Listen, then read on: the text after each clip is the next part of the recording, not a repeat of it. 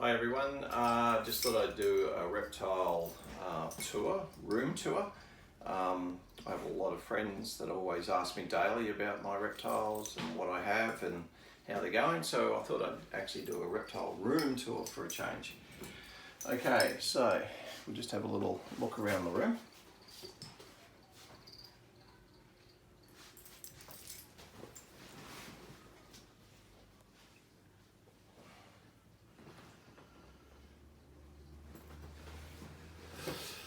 Alright, so we'll just introduce you to some of our pets.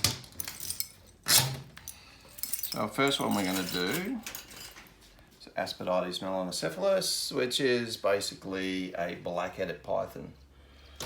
In here we have Felicia, who is our 4-year-old black-headed python. We purchased her from the RSPCA after she was seized by the government of somebody that was being very naughty and feeding her live rats. So the RSPCA asked me to take care of her, which we got her about a year ago.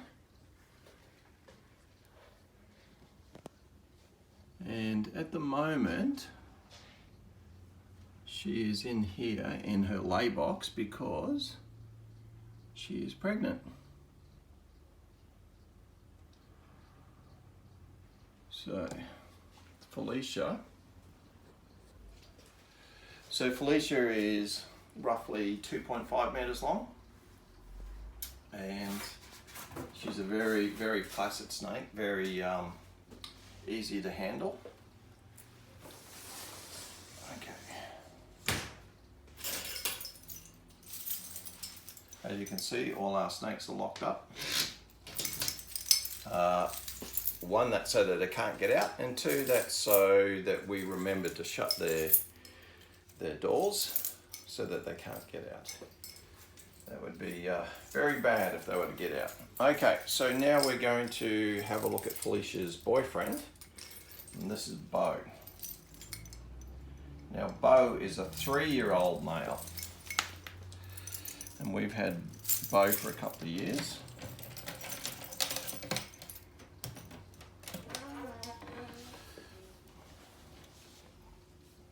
So Bo is a beautiful boy. Hello, darling. Do you want to come out and say hello to the viewers?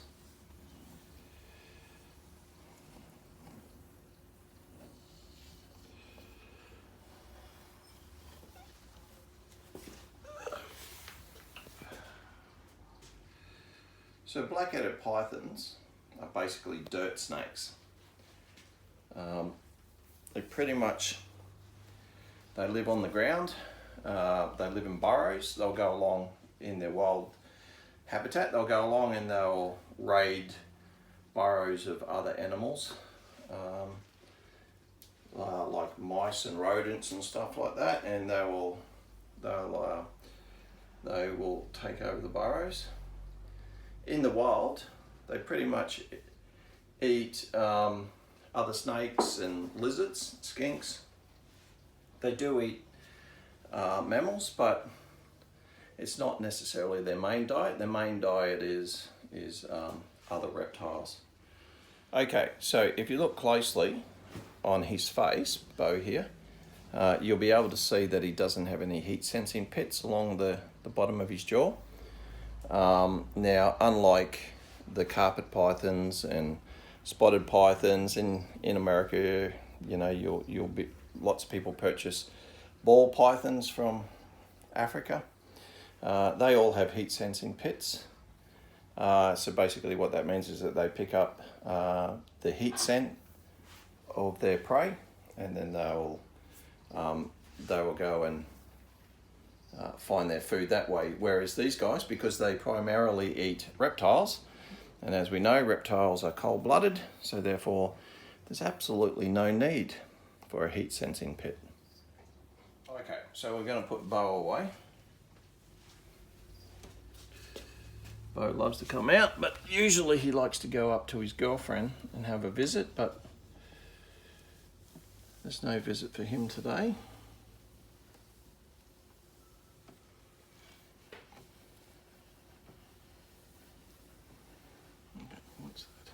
What's that in there?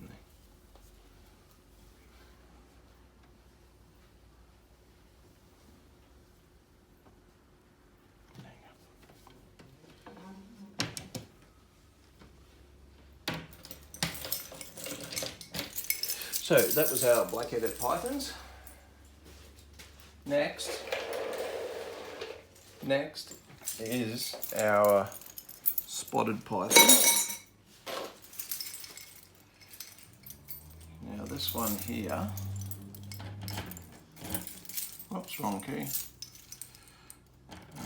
This one here is our male spotted python, aptly named Spots. Wakey wakey.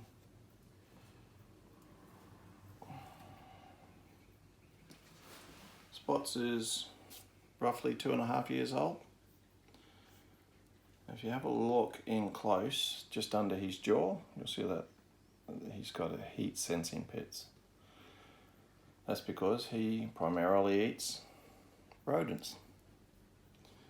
So he needs those to detect the heat coming off of his food so that he can find them.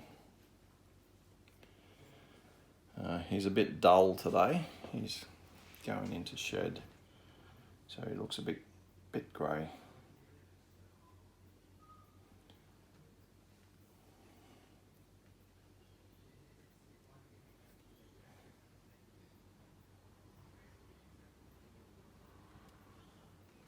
Okay, Spots is a spotted python, as I said before, or his scientific name is Anterasia maculosus. There's also the Anterasia stimsoni, which are basically Stimson pythons.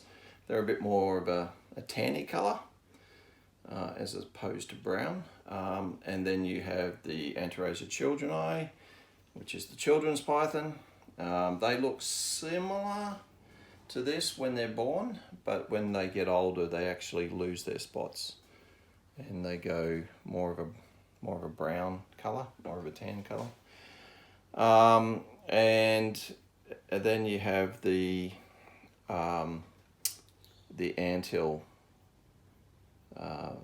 pythons, which are basically a pygmy python, they're a lot smaller. So of all the Anterasias, the spotted python is the biggest.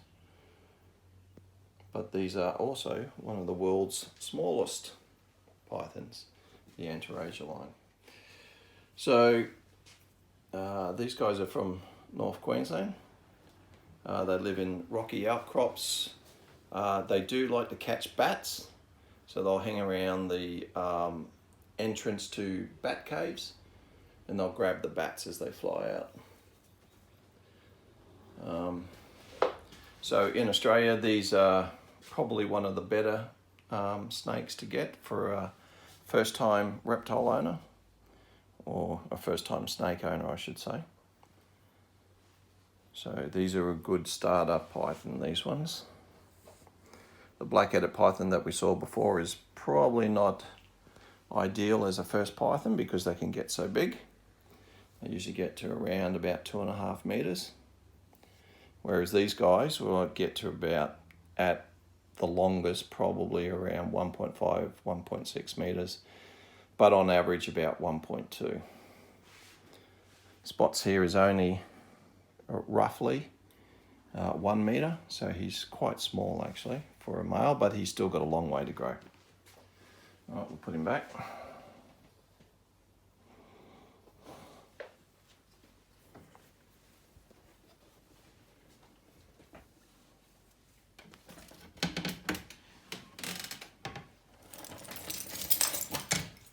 All right.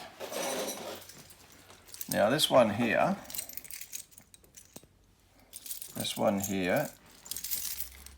is our female Anterasia maculosus, or some people call them Max to be shorten their names.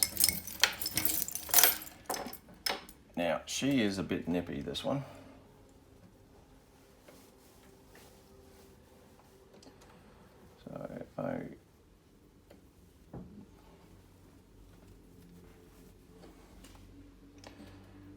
See if she doesn't bite me.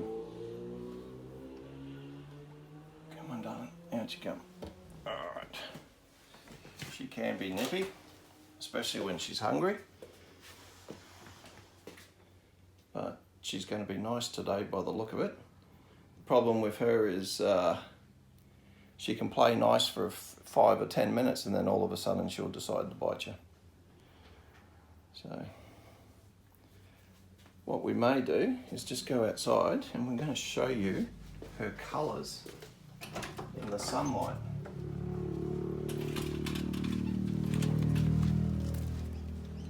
How iridescent she can get. Rainbow colours. Now let's find the sun. There we go. I don't know if that's been picked up on the camera, but she's very, very iridescent.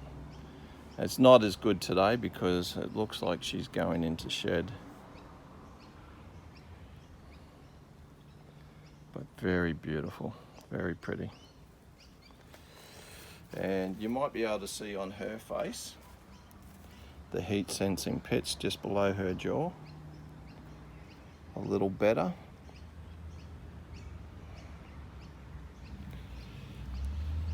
And that's what they use to catch their prey. Alright, we'll go back inside.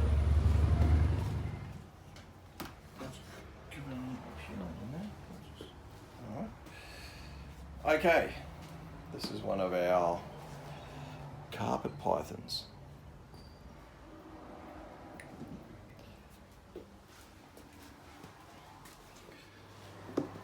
Python here, we've got a very young Morelia spilota, or a carpet python. Now these pythons here are very common in Australia, Queensland, Australia especially. Now this is what we call a jag. So this is bred this way, so it's reduced patterns from the normal, what you'd find in the wild. So she just had a feed last night.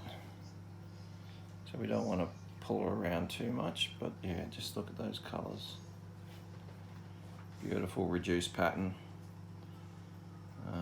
Now the jags, unfortunately, some people say that they get a little bit of a neurological problem. I have 2 jags and this one shows a little bit of that, not much. Usually tends to happen when she's stressed. She'll just do this whole turn her head upside down thing. But apart from that, yeah, she acts like a normal snake, like any other snake. She is bred with well, I believe was crossed with a diamond, although I can't really see the diamond in her. But apparently she was crossed with a diamond.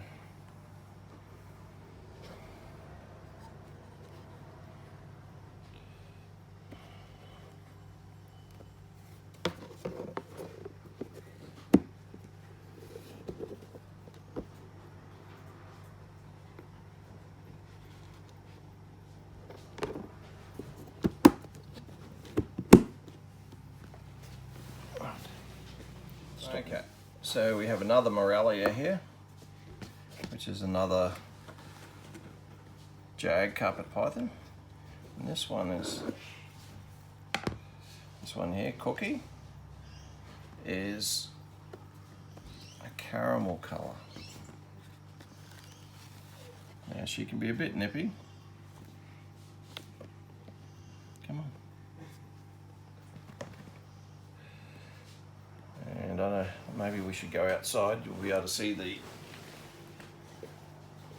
nice caramel colours in her.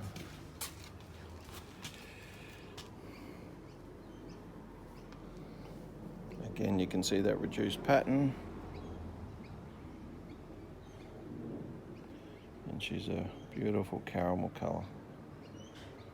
Gorgeous snake. Love this snake. Can't wait for her to get bigger and hopefully less snappy. But they all, especially carpets, they tend to be very snappy when they're young.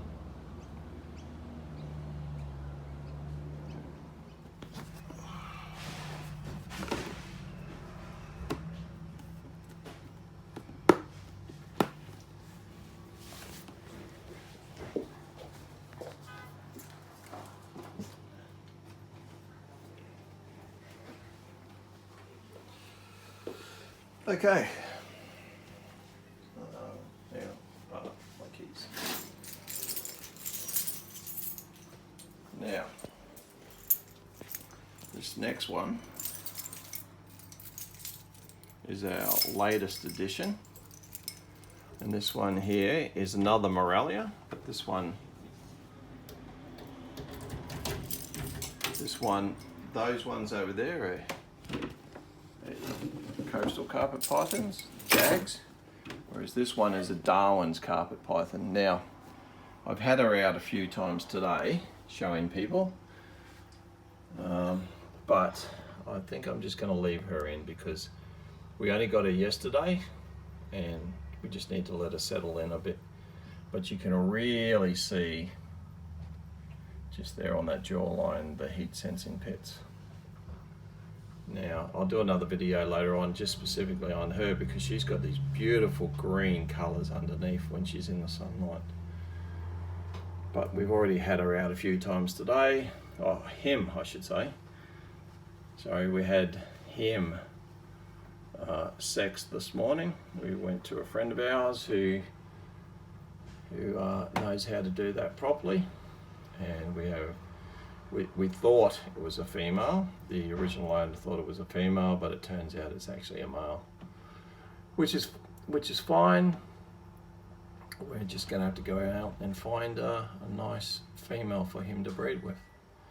So he's about 18 months old, so I'd say possibly next season we'll see if he'll want to breed. So this is his enclosure. He's got this nice tall branch to climb up on, perch himself up there. Blue tongue lizards, or that's what we call them in Australia. A lot of people call them blue tongue skinks. They're found all over the east coast of Australia. When I was a kid, we used to have these things just on our fence lines. They used to come out and sun themselves on the fence line. So you used to see them a lot as kids around the neighbourhood, but you don't tend to, well, I don't tend to see these out in the wild much these days. Tend to see water dragons more than anything. There's lots of water dragons around where we live, and even where I work there's actually hundreds of them at the hotel that I work at. They come down to the swimming pool and they hang out by the pool. Guys, thank you very much for watching my video. I know it was a bit long, but if you liked it, please like and subscribe. I will do some more videos like this, introducing the pets more individually. And if you want to follow me on Instagram, my Instagram page is Note Ropes and Fuzz Bums. Thanks guys.